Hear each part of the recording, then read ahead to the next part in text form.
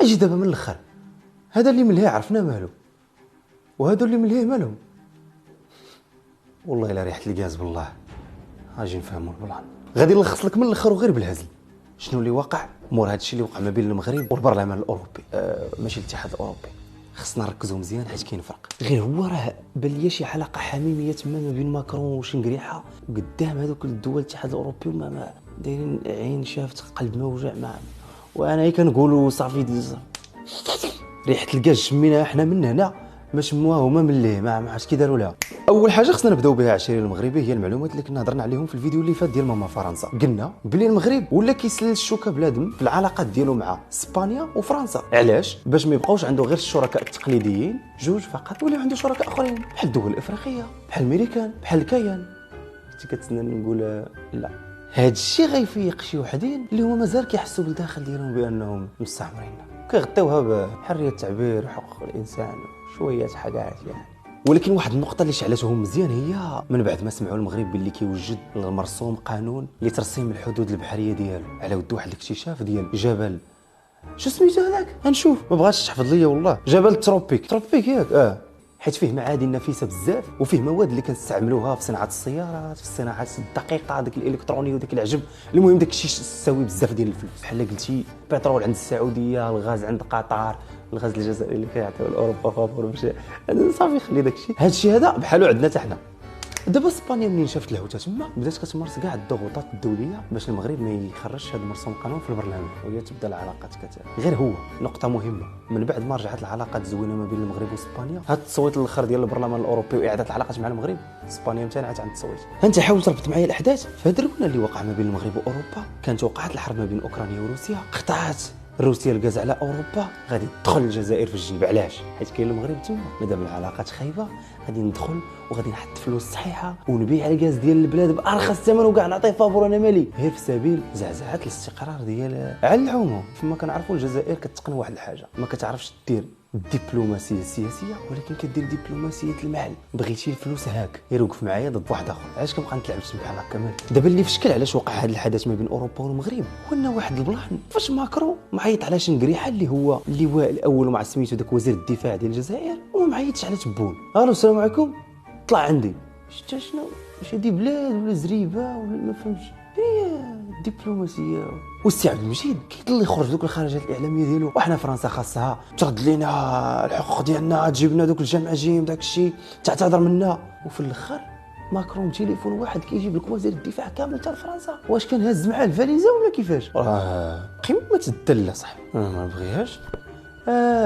دابا ماكرون عارف باللي تبون غير دوميه حاطينها موراه العسكر، واللي شاد البلان هو شنقريحه. فيجي يعيط على شنقريحه نيشان بلا ما يبقى تبون يقول شنقريحه. قضيه مفهومه. دابا اللي خصنا نفهموا الى حد الدقيقه من الفيديو ان فرنسا الطرف الاكبر في هذا الشيء اللي وقع دابا. علاش؟ المصالح ديالها مع الجزائر ماديا وغازيا، لان الفاتوره ديال باش تسخن في اوروبا ما خاصش يخلصها اوروبا، تخلصها هي المغرب هي الجزائر. يا هذا ناخذوا شويه من الجزائر ونجيو عند المغرب حتى هو نستفزوا باش ناخذوا شي شويه مالنا مالو يبقى عايش غير هكاك. لا، كي فرنسا عارفه باللي المغرب كينافسها اقتصاديا مع دول افريقيه داخل جنب معاها قاصها في جيبها، واحد ما بقاتش عنده تبعيه تامه للعلاقات ديالو معاها. اش غادي ندير؟ ما ندير، غنجند الاجندات السياسيه والدوائر السياسيه ديالي في البرلمان الاوروبي باش كل شيء يصوت نعاودوا العلاقات الدبلوماسيه مع المغرب. علاش اسيدي هذا الشيء؟ حيت حكا بعض اعضاء البرلمان الاوروبي كيتلقاو الرشاوي. ومن بعد انا مالي، راه انت اللي خديتي الرشوه. وحريه الصحافه ما كايناش في المغرب، وحقوق الانسان وما لبث وما عدت وما واخا حنا نتبعوا العمى حتى يبان الشعب. الا كان فعلا البرلمان الاوروبي صادق في هادشي اللي كيقول وغاضب لان شبكات عنده رشوه والترونات عندهم المصداقيه ديالهم غتبقى تضرب، ما غاديش تمسحها في المغرب. هذوك الاعضاء اللي عندك تما شدوا رشوه غادي تحاسبهم وتديهم للمحاكم التفتيش. لا اسمح لي، هذوك ديال محاكم التفتيش اللي كنتو كتعذبوا فيها المسلمين الاندلس، لا تشدوهم وتدخلوهم المحاكم الاوروبيه وتقرروهم على خاطركم ودوهم للحبس. ومرتنا ما عنده باس، اللي بيتو منزاج ما يضربش الناس بالحجر. ماشي تدور دويره وتجي دير تصويت وتجمع شعرام ديال الناس وشلا ضو شاعل تما ومخاسرين الضو وما عندكمش حتى الغاز باش تسخنوا وجا تجي عندنا اسيدي اللي جا البرد يتزوج. هذا الموضوع كاع بعيد علينا حنا. راه القاعده كتقول الا كان عندك مشكل اخلاقي في الدائره ديالك ما كتمشيش تحل المشكل الاخلاقي من برا. غادي تجي تقري المغرب الاخلاق وتقول له ما عندكش حقوق الانسان وما كتحترمش وما كديرش وانت عندك مشكل داخلي بحال شي دري صغير كتعطيه السكه هو يضل يبكي. ما يمكنش. سكت بعد على راسك انت الاول. اش نبقى كي غندير لك انايا؟ راه مازينا راه عاد نبقاو نهزوه بالكو. حاجه اخرى عاود ان البرلمان الاوروبي يجي يقول غادي نعاودوا العلاقات مع المغرب بسبب تدهور حقوق الانسان وحريه الصحافه. غير هكاك عاده هادشي كيتناقش في دوائر حاضرين فيها كاع الاطراف والمجتمع الدولي كيشوف وكناقشوا. وحتى شي دوله او مجموعه دول ما عندها الحق تدخل في السياده ديال دوله اخرى. هادشي كامل اللي قلناه تم الاختراق ديالو من طرف الاتحاد الاوروبي. خرق سافر للسياده ديال المملكه المغربيه لان هادشي اللي كنهضروا عليه شؤون داخليه ديال المملكه وتم النقاش ديالو وسط البرلمان الاوروبي ماشي في المجتمع الدولي وماشي في حقوق الانسان. انت فين قراو هذا القانون الدولي وما فين قراو؟ انا راه قريته في السيس والله الا قريت احسن منهم بالله. واخا فاليديتو بشي 11 وقيله ولا ما عرفتهاش. وكنتي بغيتي دير خدمه زوينه غادي دير الاجماع ديال الدول كاملين ماشي غير نتوما بوحدكم باش من تاخذ القرار يكون عندك الحق وكل شيء موراك. واخا تغلط غلطوا معاك كاملين ومن بعد كتقدر تعاقب هذيك الدوله كيف ما بغيتي سياسيا اقتصاديا ماديا عاطفيا.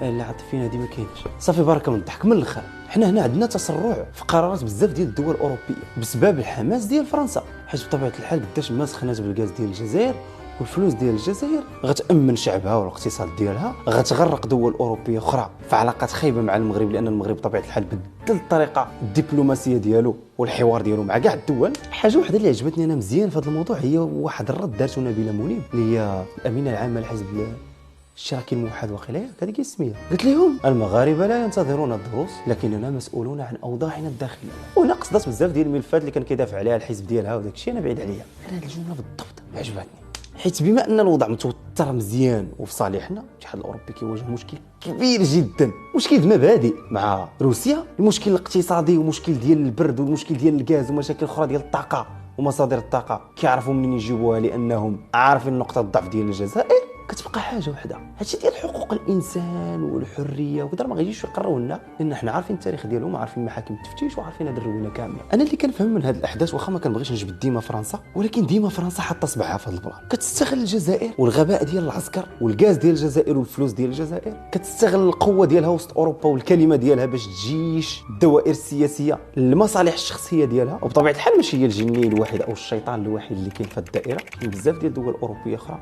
وجهات خارجيه اخرى باش فقط تعطل ديك العجله وماشي توقف لانها يستحيل توقف المغرب. هي خاصها تعطل ديك العجله ديال هاد سرعه العلاقات بزاف سواء الاقتصاديه سواء السياسيه اللي كيدير المغرب باش يربح القضيه. اولا القضيه الاولى اللي هي قضيه الصحراء المغربيه وثانيا باش يوطد علاقات مع دول اوروبيه اخرى في صالحها.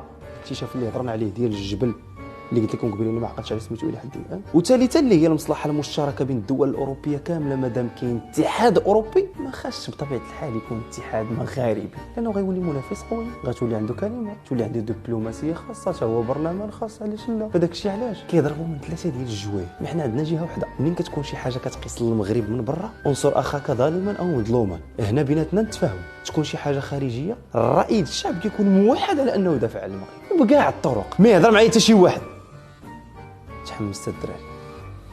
الى حد هذا الفيديو عرفنا الاسباب كامله علاش طرا هذا البلان وعرفنا شكون مورح وشنو الغرض ولكن مازال ما عرفناش النتيجه ديالو الاخرى لان هذا الشيء وحنا كنصوروا الفيديو والحدث يلاه وقع بشي 12 ساعه او 18 ساعه. داكشي اللي غيوقع مور هذا الفيديو غنتسناو حتى تجمع الاحداث كامله ونعاود نديروا الشرح بالتفصيل. يقد يكون هذا التحليل غلط او صحيح 100%. المهم انت كتاخذ كل شيء من الاخر اللي يفيدك مزيان واللي ما يفيدكش ما عندك ما دير به. طبيعه الحال ما كنديرش هادشي باش نقول لك في الاخر الفيديو دير لي لايك وداك الشيء ولكن اهم حاجه هي تبارطاجي المعلومه. بارطاجي الفيديو مع صحابك طاقي صحابك بارطاجيه في ستوري حطو في الباج عندك دير اللي بغيتي.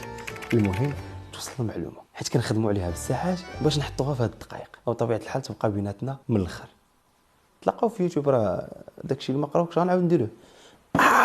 داري ضرني منين كيطفى هاد العجب؟ اصافي بونا الله يعاون. صباح على خير.